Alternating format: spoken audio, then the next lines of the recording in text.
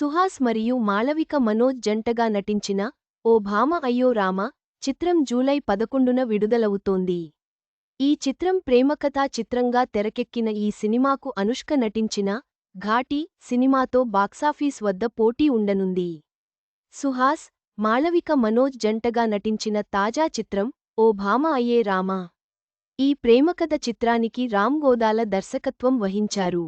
ఈ సినిమాను వి ఆర్ట్స్ బ్యానర్లో హరీష్ నల్లా నిర్మించారు.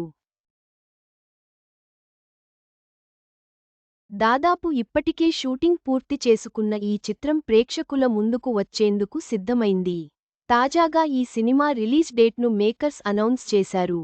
ఈ విభిన్నమైన రొమాంటిక్ లవ్ స్టోరీని జూలై 11న ప్రేక్షకుల ముందుకు తీసుకురానున్నట్లు ప్రకటించారు.